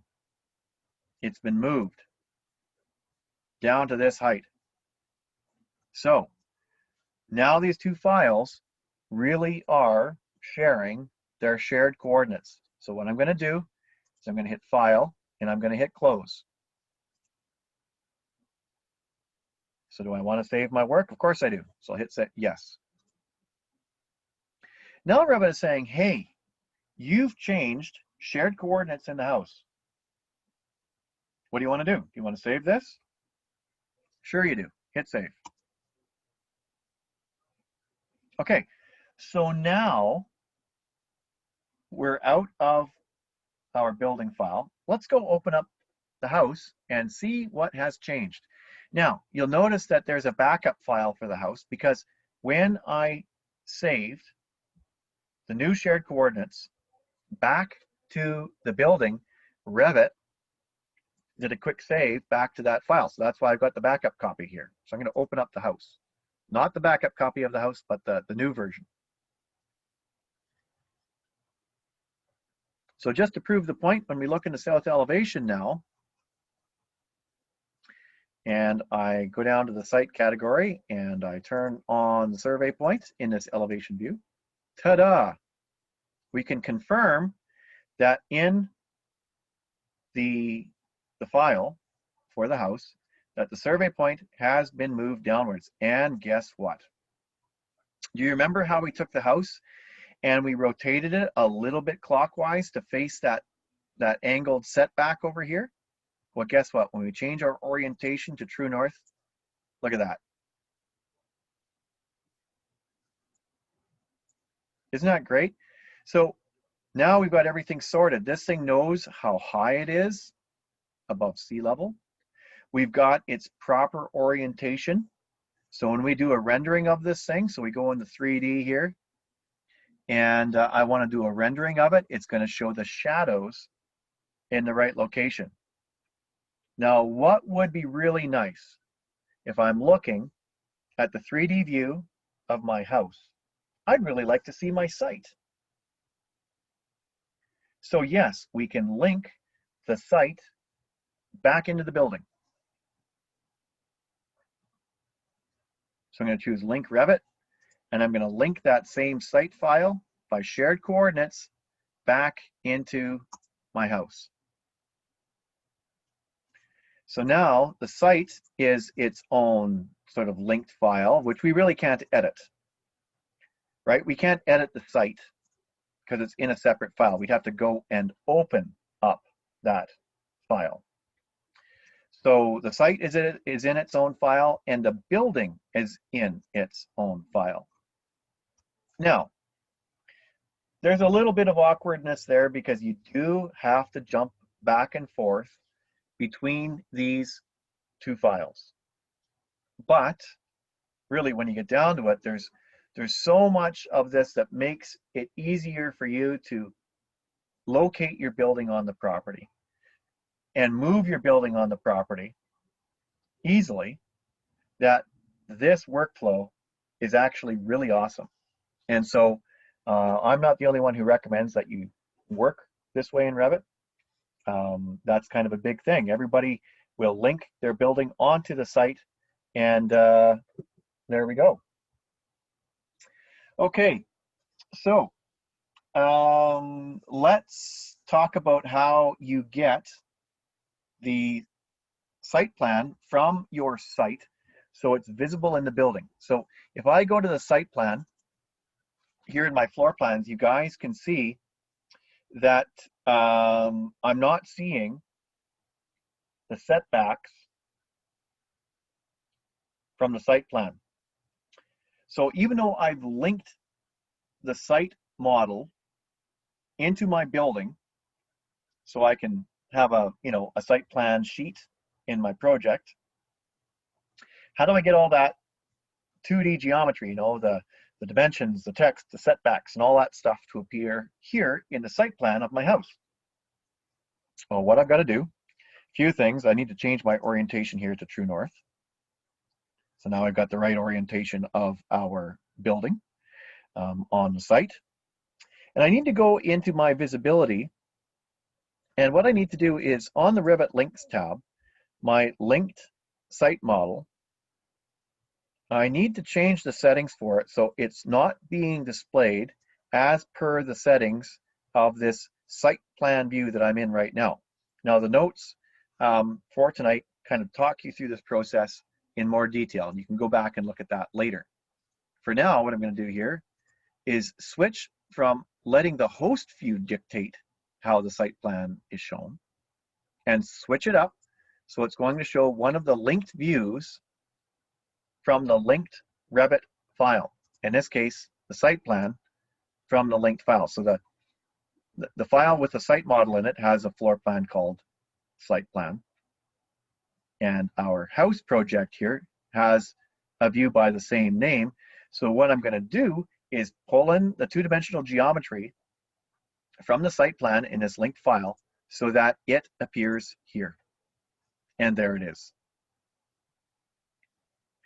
So this is the way that we can get our linked site plan to show all of the work that we are doing.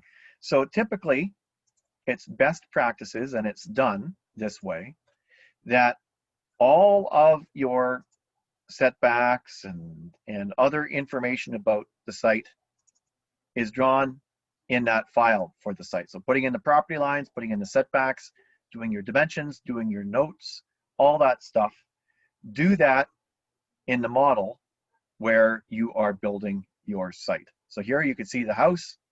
That's just one big thing that's been linked in. It's kind of like a single object. I can't edit the house while I'm working on the site. But now I can do things like putting in the tags for the property lines. So here, it's a really cool feature. I can tag, I'm going to turn off the leader here. I can tag my property line. So there's my property line tag. And look, it's in meters. So even though this is an imperial file, the units are imperial, I can put in these tags, these property line tags, so that the property lines show their bearings and their lengths in meters as we would normally do even on an imperial project. Now, this particular property line tag is included in tonight's files if you want to use that property line tag on your own projects at the office. So that's kind of what we're going to be that we dealt with here tonight. Now, just going to talk briefly here on page 10. If you're changing the height of your project, how high your building is above the ground, all you need to do is to select your linked building when it's sitting on the site and move the site up and down. Now, right now, we've got the site open, so we can do that. We can just grab our house model here. Maybe I won't do it in section, I'll do it in 3D. So if for whatever reason you need to relocate your building vertically, go open up your site model. Select your linked building, move it upwards or downwards to suit, and call it a day. So that's what we're going to be talking about. So what we're going to be doing here for the rest of the evening is be doing a little bit of work on our site to do some regrading of the property.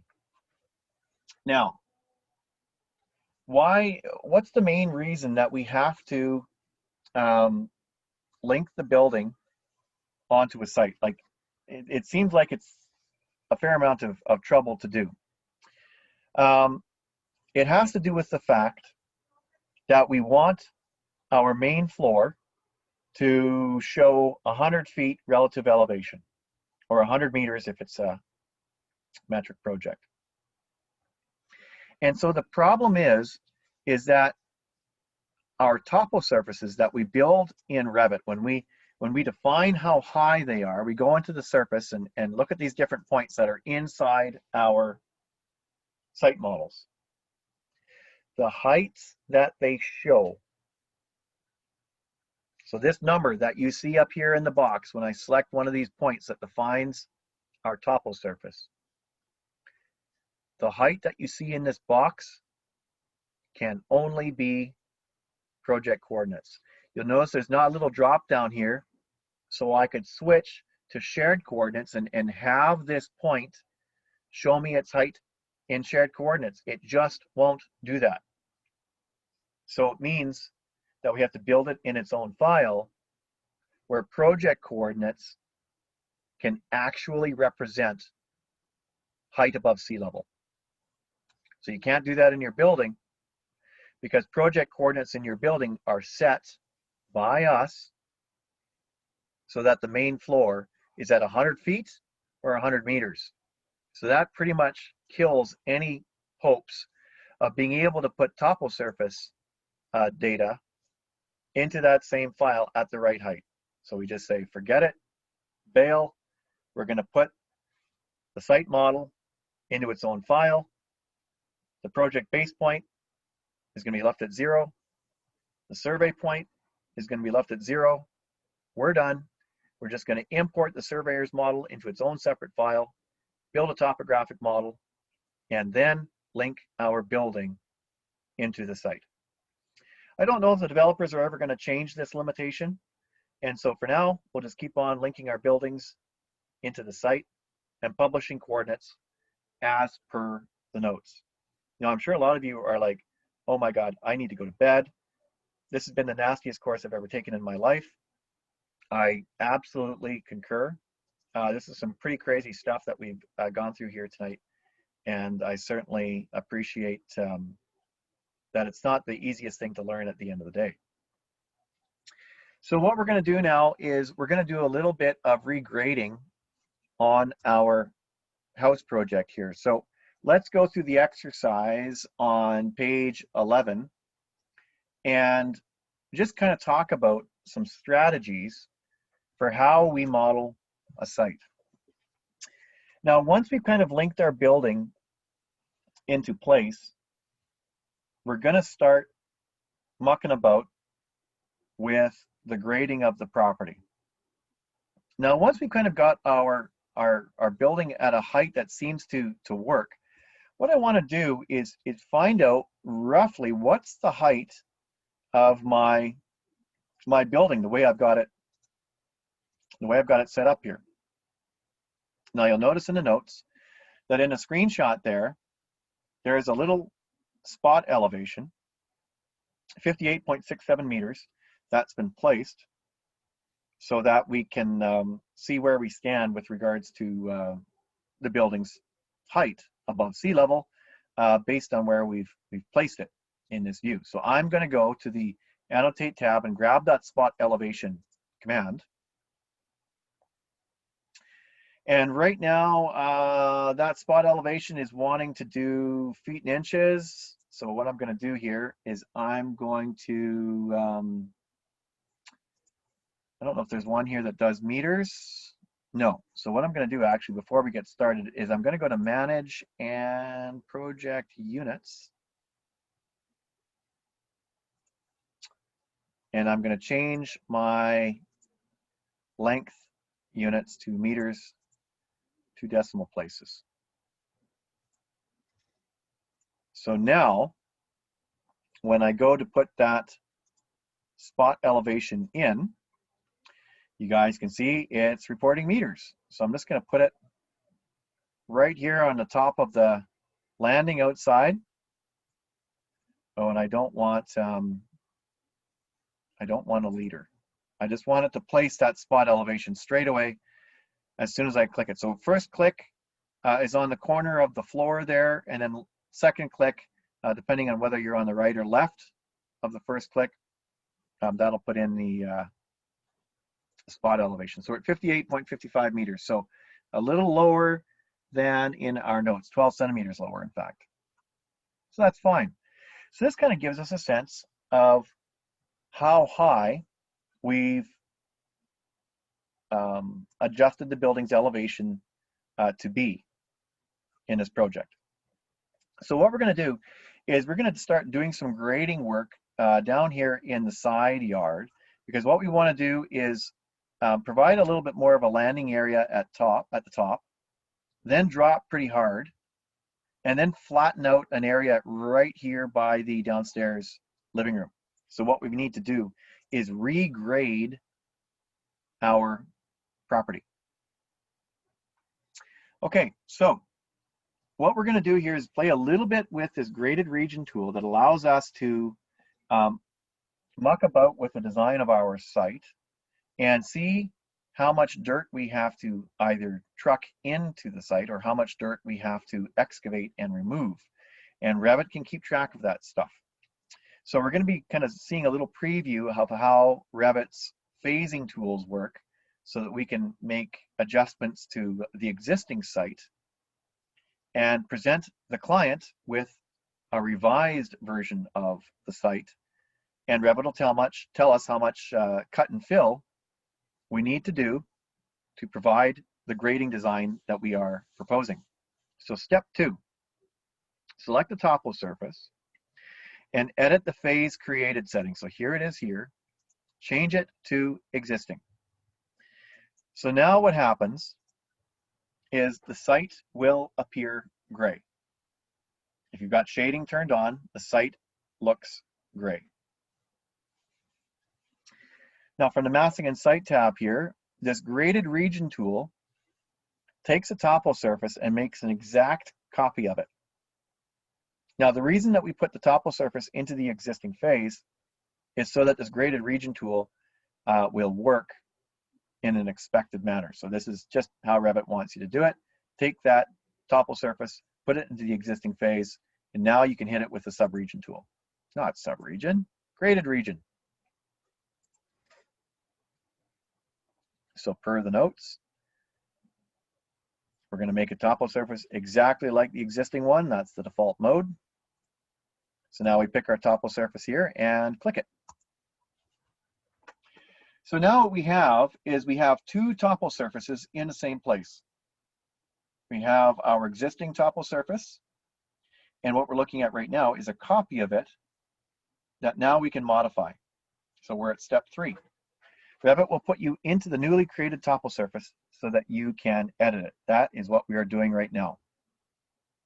Okay, step 4, go to the site plan and switch to wireframe. This just allows us to see through our building. Now, it says select the topo and hit edit surface from the ribbon. We don't have to. We are already editing the surface. Now, this topo surface doesn't have that many points in it. So you can see there's a few of them, a few of these little black topo surface points here, and then a few scattered around the property. This is actually a pretty common number of points on a smaller project from a surveyor. They don't tend to have too much topographic data in these files. So this is kind of a pretty accurate presentation. Now, if you remember earlier about doing a split surface here around the edge of the site, that really should have been done first, but we're not worrying about it here. Now, what I want you to notice is that there's no topographic points here along the property line. So if we start mucking about with the grades here, we're going to be redefining the grade along the property line. So we really kind of want to avoid that from happening. So we're going to add some points right along the property line. Now, there's 2 ways that you can place new topo surface points into your project. You can specify their absolute height above sea level, or you can specify their height above the existing surface. So if I add points that are 0 relative to surface, I'm not actually changing the lie of the land. So what we want to do here is right along the property line, add a few points so that we're not really changing the height of the dirt at the property line. We're just like saying, hey, you know what? Just keep it the way it is. So this means at the property line, we're not really making any changes to the grading of the property. So again, just here right off the driveway, we add 1 more point right there. Now, Revit says that we need to delete these 3 points here. Now my building's rotated compared to the one that you see in the view here, but I'll just do it anyway. So I'm deleting these 3 points because their height isn't going to work for our grading design that we want. So I'm just deleting those points, and you can see the solid lines are the revised contours. The dashed lines in the background are the existing contours from the existing site. So you can see we're actually making the building a little bit, or the ground rather, a bit higher in this area here. Okay, so now we're going to move on to the next page. So now in this zone here, right along the stairs, so if we go and look at this in 3D, right along here, we're going to be adding some new points right by this concrete wall beside the hallway or the walkway that goes to the main entrance. All right. So it says add these 6 points, 1, 2, 3, 4, 5, 6. Now let me just pull up the my Word document here.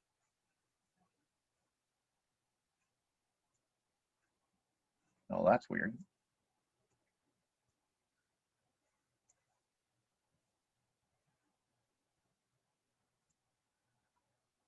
So there we go. So here, I'm just pulling up the Word document so you guys can see it in more detail. These 6 points here are the ones that I'm going to draw next. And instead of relative to surface, we're being told 60.5 meters absolute elevation, 60.5 meters. So place point, so not relative to surface, but absolute elevation, 60.5 meters. So I'm going to put them right here. 1, 2, 3, and then somewhere along the edge of the building here, I'm not exactly sure where, 4, 5, and 6. So you can see it's kind of changed the grading in this area, and it's created a plateau right here when you come up to this walkway. All right. Then it says add 2 points as shown right here at the bottom of the deck, 58.7. Back to Revit, place point, 58.7 meters, enter. So right here and here, 58.7. Now what's happened? So when you go out and look at it in 3D, you guys can see what's happened. See how there's this plateau that's been created here, and now it drops off quite steeply into the lower yard. Now that red toned stuff that you are seeing is the old topographic model, and the green is the new topographic model.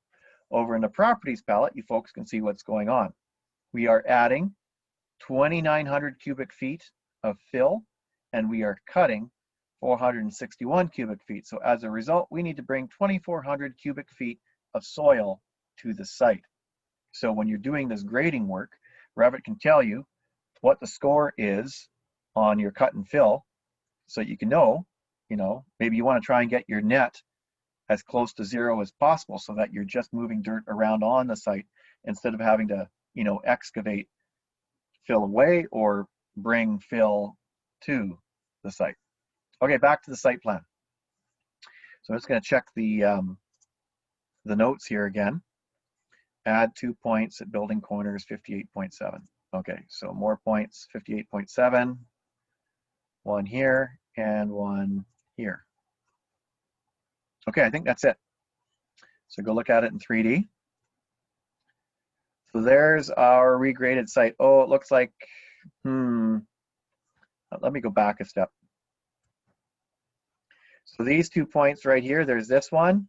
So I'm just holding down the control key so I can window select these other points here. I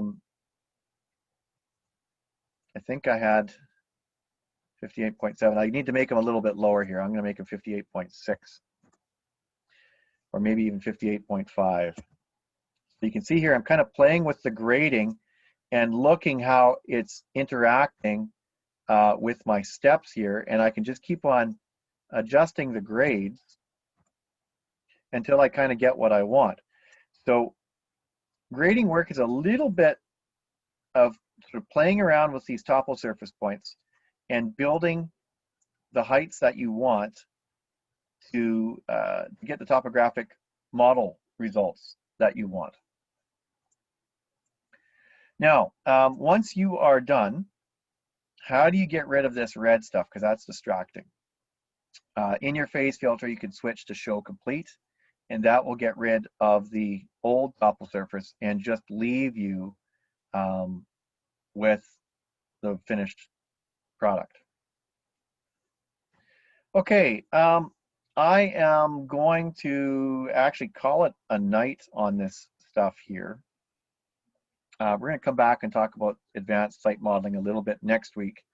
But I think we've probably all had enough for one night. The remainder of the content that you folks would be seeing on the next page is about kind of doing roads and paths. And you can have a look at that. And if that's something that you might be interested in doing, please let me know and I'll dig into that for next week. Otherwise, you can kind of keep it as for your own reference. And I want to give a little bit of time here for some questions at the end of the night. So I'm going to end the lecture here and stop the screen share, and I'll just give us 15 minutes here for questions or what have you, or if you folks are ready to call it a day, feel free to drop out of the meeting. What you will find is that this video will be on YouTube by tomorrow morning and back at the Learning Hub. So let me just pull this up here. So back at the course home, right here under YouTube link, the link to that playlist will be put in here. So you folks can come back and look at this YouTube video again in the future. Make sure you save that YouTube link so that even when the course is over and you no longer have access to this homepage, you've still got that link to YouTube to go back and see that that playlist later, because it's not going to be linked anywhere. I'm just going to keep it unlisted so that there's no privacy issues. Okay, so that is it for me. So we can call it a night. If you folks want to have some questions with me on my own, we can set up a breakout room here where we can just talk, without everybody else listening in.